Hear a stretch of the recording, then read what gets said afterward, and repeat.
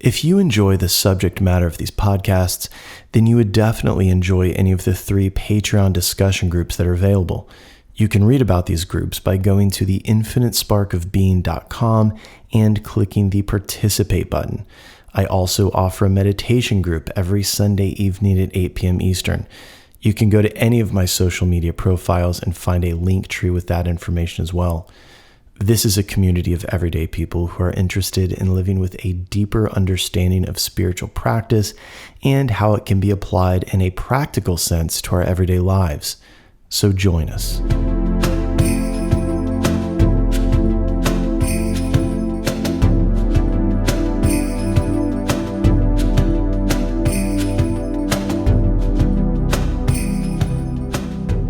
Welcome to the Infinite Spark of Being podcast. My name is Keith Welsh, and in this episode, we're going to discuss these beings, these entities, these things within our realm of consciousness, within this plane of existence that consume negativity, they consume fear, they consume concern. It's what they eat. Now remember, as we get started here, everything within the multiverse consumes something. Everything must eat something, consume something, take in something in order to live.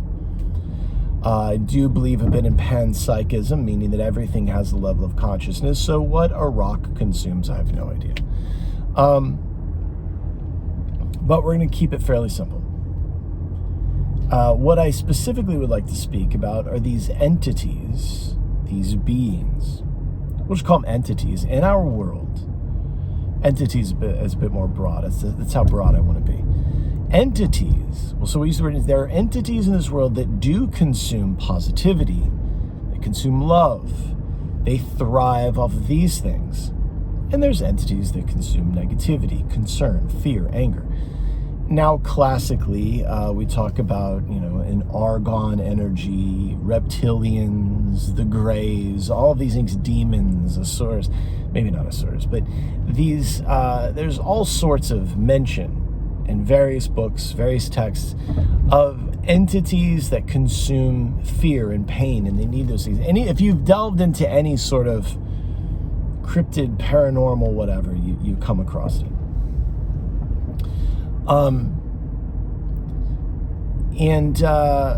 We've always heard, there was that period around Obama. There's a lot. If you went down far enough into a YouTube rabbit hole, you would come across these videos where they'd supposedly slowed down the camera while Hillary Clinton was speaking or while George Bush was speaking or anybody really. And you could see their eyelids do weird things, or who the fuck knows. It was always stuff like that. And it was the proof, like, oh, look, these are reptilians. They're part of the reptilian agenda. I've been accused myself of being part of the reptilian agenda. And these reptiles consume fear, and they need the pain. And there's now, it's become more talked about within the UFO community of, they use the term soul farm, that this earth is a soul farm, and there's swaths of alien races that need us to be at war, and there needs to be pain so they can collect those souls, because they want to collect the souls that are in pain, as opposed to the souls that give up their body with love or whatever, right? And have like a spiritual grounding. Instead, there's trauma and whatever, and they need that, right? So, you have to bear with me. I'm crossing in front of dear Donald's house, and the traffic is a bit redirected. There's a lot of Secret Service everywhere. So, but I can continue. Oh, no, there we go. Look at that. The cones are gone, which means that Donnie must be out of town, which is fantastic, because that means life can resume as normal. Okay. So I'm going to break things down. This is going to be very interesting. This is something I think a lot about. I've written a little bit about it in poems and things. So, how do we start this? Okay. I remember a time when I was younger, and a lot of you remember this, before there was and I'm probably remembering this wrong because I was very young, but I feel like there's obviously a time before there was a 24-hour news channel. I feel as though I became aware of that as it was becoming a thing. When CNN had first become, because for some reason I remember, as I know it was part of the Turner Network, that you would be watching TBS, for instance, and then early in the morning CNN would be on, and then they would, show cartoons, Gilligan's Island, Three Stooges, and then like Gidget movies during the day. This is what I remember during the summer. Those of you that don't know what a Gidget movie is, how dare you? I remember a time before that. So you'd turn on the news at a specific time. I guess you still do now, but you fucking turn on at any time. See the same stories that you would at 5 o'clock or 6 o'clock, whatever. But you would turn on the news at a certain time to find out what was going on in the world. And at the time, we always still believed these people. We didn't quite realize the fuckery that goes on. We were still under the impression that the person talking to us was telling us the truth, and it definitely wasn't being swayed by advertisers and any of this kind of shit. And I'm sure it started before William Randolph Hearst. I'm sure the fuckery was long before that. But I remember a time before that. So they would have to find the stories that were the most important. And there is that saying, if it bleeds, it leads. So, but think about it, even the stories, they wanted you to tune in tomorrow. There's a 12 o'clock news report. They would tell you something horrible that was going on. They would say, hey, for more on that, turn to 5 o'clock. It's 6 o'clock, 8 o'clock, whatever the fuck the news, And they try to use like, hey, this horrible thing's happening. Don't you want to know about it? And then tune in for more on it. And that's how they get you. They want you there. And, I've talked about it before. Negativity bias, the negativity effect, is a phenomenon inside the human mind that means that negative information will always outweigh positive or neutral information. So we understand that. We understand that the news needs to be negative. It needs to be bad. It needs to induce fear. It needs to induce concern because we're very curious about it, because we want to live. So we tune in. And that makes sense to us. And then after a while, it's like, well, hey, we could do like a 24-hour news thing. People seem to really be interested in the news. So now you can make all of these things very important. Now you got 24 hours to fill. And if you've ever been obsessed with the news, like I've been in my life, you start to know, it's like, oh my God, they're repeating the same stories like every hour. And sometimes the joke would be, wow, it must be a slow news day because they're talking about, who the fuck knows, something stupid. That even like the most diehard current event devotee would know, like, this is bullshit. So there's that thing, like, it needs your attention. So what I want you to notice is that the 24-hour news cycle, think of it as an entity, it needs engagement, or it needs interaction. And we'll say engagement, attention. It needs attention, maybe, where the attention goes, energy flows, right? Like the more attention you place on something, the more energy it gets, which is a very interesting saying when we're talking about this idea of entities that are consuming energy to live, to stay relevant. So the 24-hour news cycle, if you think of it as an entity, it requires your fear to feed. It feeds off of your fear. In order for it to exist, right, it needs your fear. It needs to consume your fear. It needs to consume your concern. And a lot of these things that we hear about, reproductive rights, wars, all of these things. I believe, and maybe it's a jaded idea, that they being the hierarchical system that is controlling things, they're going to do what they're going to do. They don't really care what we think or what we want. If you believe that you would benefit from working with me one-on-one on anxiety, ruminating thinking, grief and loss, or stress management, then shoot me an email or a direct message. Or if you're interested in learning about how meditation and spiritual practice can transform your reality and in turn change your life, then again, please reach out through email or direct message. Thank you. And people might say, well, in a local government, I stop them right there. Hold on. If you live in South Florida, you really get to see it. Like right now, we are being faced with, it's either 6 or 9 state parks. They're going to add golf courses, pickleball courts, and some other dumb shit to a state park. One of the parks that is in the crosshairs is a place that's near and dear to my heart. That's Jonathan Dickinson State Park. I have run those sandy dune trails, very sandy hills, and I've run those and run myself ragged until I could felt as though I was talking to God. And so those places are very special to me. And a lot of people are, when we show up at the meeting, we get to do it. And this has happened before in Florida. And the people will actually believe that they stopped this development. They didn't stop it. It happens anyway. They just find another way to do it. Why is this bad? Well, I'm not getting into it. Jesus Christ. I need to go into the ecology of Florida. It doesn't matter.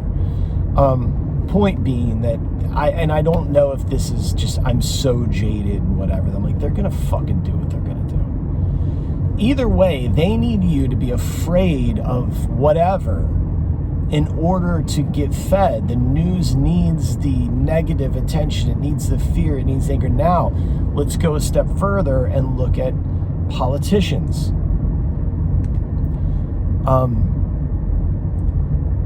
Whether you're voting for, Donald Trump, King Baby, or super cop Kamala Harris, who there's plenty of people still in jail that their family's been broken apart over marijuana charges. Whichever one of these mental defectives you are, endorsing, whichever war criminal you're going to eventually endorse and then pretend that you have a problem with war and the destruction of children and families and just be outraged at what's going on in Yemen, but yet you still, vote for the next person that's going to firebomb these poor children with a flying robot army. They require, they as an organism, their soul is fed by being relevant. And in order to remain relevant, they need your fear. So maybe you could think of them as they're possessed by this thing. I don't know what it is. Demiurge or whatever. It's either way, there are these organisms that require relevancy to feel, in order for them to feel safe and secure, which all organisms do. I'm sorry, sometimes when I'm doing these, I see something completely fucking insane on the road, and it gives me pause. I just start to analyze everything, and I gotta stop. I just saw some wild shit. But so these organisms, these politician organisms, they're the kind of, they require relevancy in order to feel safe and secure in their world, which everyone wants. They desire relevance. They need to be important to you. So they need to there needs to be a problem that they can protect you from. So it all works together. Fear is the thing that they consume. They require it. They need you to be afraid of the other guy. They need you to be afraid of the other idea. I've heard all of these fucking absolute goddamn retarded speeches. I'm sorry, whichever side of this fuckface fence you sit on, and you just fucking self-righteously clapping at whatever thing this meat puppet is fucking telling you. Oh my God, you can't be this dumb. You can't really, what the fuck? They need you. They're saying this thing, like nobody is getting up there and telling you anything that's beautiful or wonderful. It's all crazy. You know, I listened to I'm sorry, I'm just going to say it real quick. I'm going to dip in just for a second here.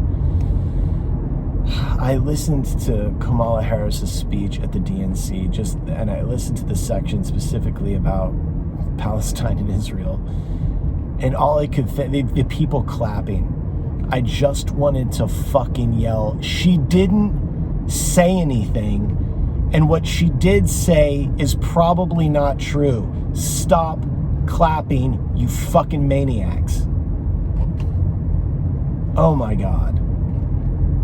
Ugh, it's so gross. It's so gross. Now, and you can say so you believe all politicians are, and I'm not saying they're evil. They just don't know. I mean, it's like a bear that's eating the ass out of a fucking moose calf while it's still alive, howling for its mother, and it just got drug off by the spine by this bear, and now the bear's cubs are feeding off. Everybody's eating. Everybody's fine. The bear doesn't think that they're a fucking predator. They're just a bear, and they're just hungry, and this is how food works. That's one of my favorite things about nature is it's so horrific, but it has to happen. So that being said, this is just part of it.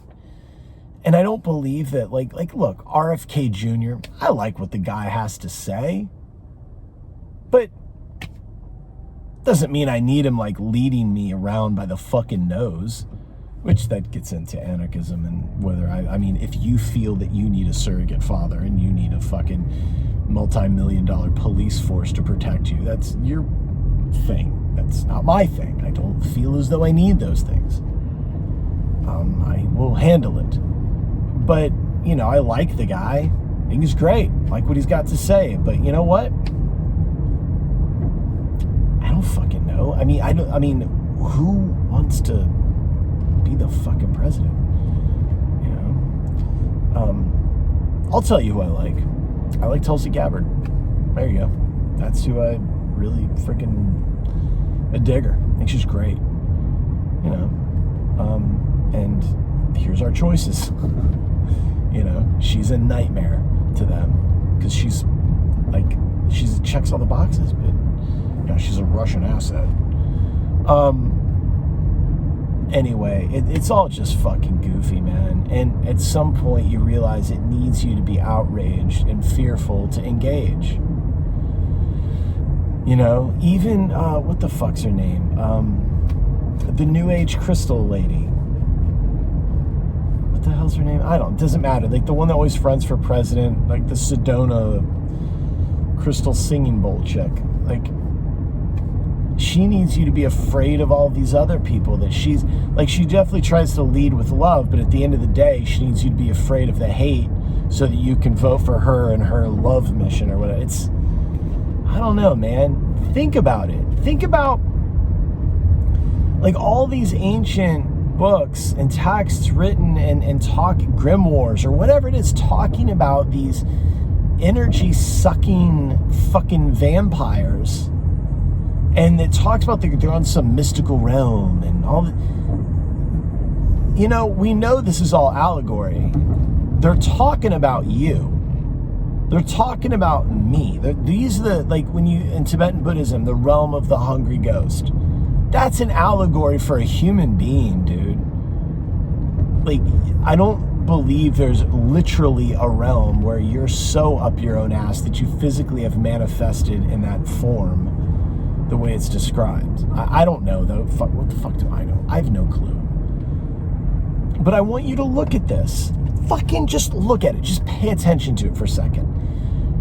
We'll go down whatever, news thing. Because, look, I get sucked into the news because I love being mad at it. That's literally what it is. Like, I love the fucking outrage. I love the self-righteous outrage I can have at both of these fucking sick parties and the way they use language to, oh God. And I can go on, and it's so hard not to on this podcast. It's so hard. But I listen to this news podcast sometimes called Breaking Points, and I start listening. It's like it's guilty pleasure, and then I can feel the hook in my mouth, and I'm just dragged out into this nonsense. Because I noticed this stuff, right? Like, I noticed when I was with my first like real teacher, and saying, hey, I've noticed that I don't have the interest in current events and politics and all the stuff that I usually have. And he said, well, that's because you got a higher taste. I started consuming this other thing that really was enriching my life and making my life better. But then when I consume this other thing, it doesn't enrich my life. It makes my life a very fearful thing. Like, it doesn't make me feel good. And that should tell something. When we eat something or drink something that makes us physically feel bad, when we think about things that make us feel bad, it's obviously an issue. But when it comes to politics, the news, we feel obligated because they told us that we had to be. It's a lot. I want you to look at it. Just think about it. Like, what do these things, these entities, whether it's an idea like a 24-hour news network, whether it's a political party, whether it's a political person, what do they need the most? Do they need relevancy in order to survive? Do they need a problem to exist in order to justify whatever they're doing? Think about that with some of these characters that are on the edges of politics. Do they need you, like if they've written some book about something, like do they need you to believe that there is the boogeyman that's coming after you so that their books can, it's like, well, you need to read this because here's this problem. This is this thing happening. And it might be a problem you didn't even know existed before that. I don't know. Just take a look at it.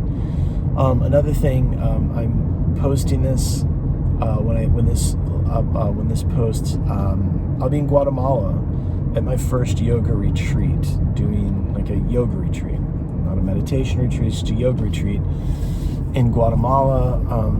I'm looking forward to the reset. I'm approaching it with a very open mind, despite the things I've railed about it in the past. My disgust with the yoga industry, which is what it is. It's an industry that's selling something that's not helping as many people as it should be.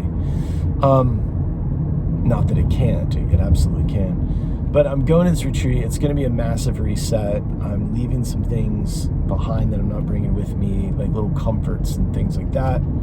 Obviously, I'm not roughing it. I'm going to a yoga retreat space, which looks like a resort of some sort. But anyway, I hope to record a podcast there from Guatemala.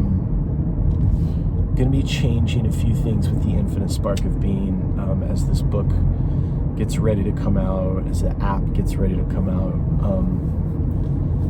But yeah, I'm looking forward to it. I'm going with my girlfriend, who has changed so much of the way I look at the world, and has been, in this last year, been this massive teaching, learning experience for both of us. It's been awesome. And considering what we did in Danville, if you guys heard that episode about the Danville yurt and the CE5 stuff, we're going to do it again. We're going to be in Guatemala around a bunch of volcanoes. So let's see what happens. Hopefully I've got some cool stories. I love you. I love you. I love you. Thank you. Thank you. Thank you. And I will talk to you soon. If you enjoy this content and would like to support the further creation of this content, go to the website, theinfinitesparkofbeing.com. There you can explore the many ways you can do that. Also, click the About button. read a little bit about me, see what I have to offer you in terms of one-on-one sessions. And while you're at it, don't forget to check out the Patreon tiers. We are building a spiritual community of everyday people with not so everyday interests. So go ahead and check out the participate button on the website and join us.